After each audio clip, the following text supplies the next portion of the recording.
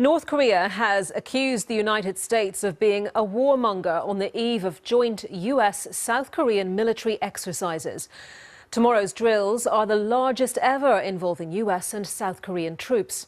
Meanwhile, President Trump's national security advisor has said the US and its allies are in a race to tackle the problem with North Korea before the reclusive state achieves its nuclear ambitions. This report from Celia Hatton. American military might on display near the Korean peninsula. Here, a rare sight. 3 U.S. aircraft carriers, so-called super carriers, brought together last month for the first time in a decade. And now the U.S. decision to hold another round of air exercises has raised tensions again. On Monday, 5 days of air drills will begin, the largest ever joint drills with U.S. and South Korean forces. They'll simulate airstrikes on mock North Korean nuclear and missile targets.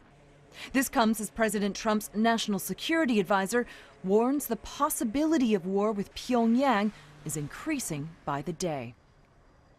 The greatest immediate threat to the United States and to the world is the threat posed by the rogue regime in North Korea and his continued efforts to develop a long-range nuclear capability.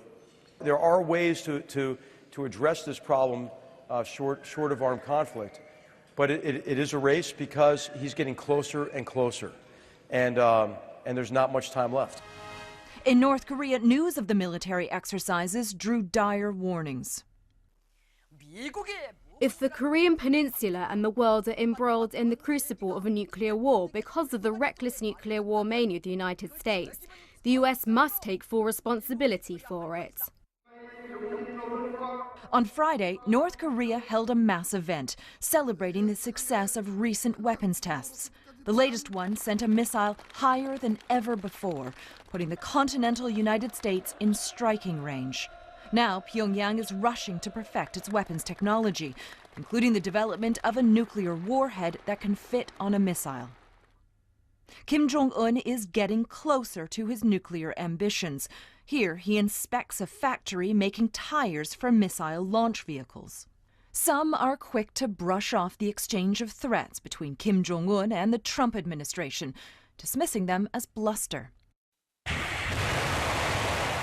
But as the U.S. and North Korea ramp up their military capabilities, making no secret the other is the target, it raises the prospect that one misstep, one miscalculation, could ignite a sudden military confrontation, claiming hundreds of thousands, if not millions, of lives. Celia Hatton, BBC News. And I'm joined now by Charles Grant, director at the think tank, the Centre for European Reform, who's just returned to London from a security conference in Washington, where he's been speaking to US officials about North Korea. Thanks very much for joining us here at the BBC News Channel, Charles. So what intelligence have you gathered from those 3 days of discussions about what might happen next between the US and North Korea? I think we're rather closer to military action by the US than perhaps many of us in Europe realise or have been thinking recently. It's not to say it's certain, but what I learnt was that many people at a senior level in the US administration don't believe that deterrence can work, i.e. the idea that North Korea wouldn't attack us because we'd whack it if it did. They think the nature of the regime may not be susceptible to deterrence. They are worried that now that Korean missiles can reach US cities, that there may be an attempt to sort of blackmail the US into taking its troops out of the South Korea so the whole Korean peninsula can be reunified. And Trump has said he will not allow US cities to be threatened. So I think my view on recent conversations is unless the Chinese can tighten the economic squeeze around Korea and make the North Koreans think twice about continuing their current policies, then military action is certainly a possibility. Is it possible, do you think, to tighten that economic squeeze? Will China play ball with that, for example? The Chinese seem reluctant to tighten sanctions significantly, for example, by cutting off oil supplies. If they did, they could probably bring the North Korean regime to heel quite quickly, but they don't seem to want to do that. They don't want chaos and pandemonium in North Korea. They don't want the regime to collapse. So I think time is running out, and certainly, I mean, the main argument against taking military action is that most people think that if the US did strike North Korea, South Korea would be immediately struck by lots of artillery shells from the north, and a lot of South Koreans would get killed. So the South Koreans are very nervous indeed, but that factor doesn't necessarily seem to make it certain that Trump will not take military action against the north.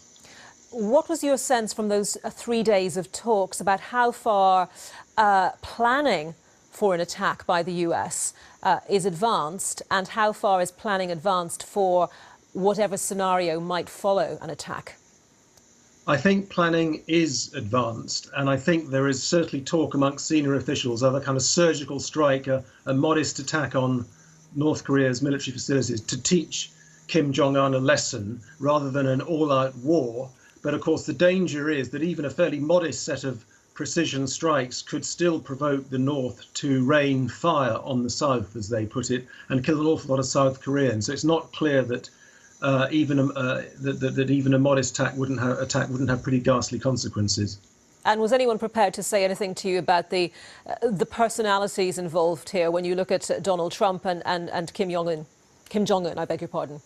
Well, US officials keep saying this country, North Korea, is run by a madman, so deterrence won't apply as normal to that country. Of course, some people more critical of the US think that North Korea is not the only country run by a madman.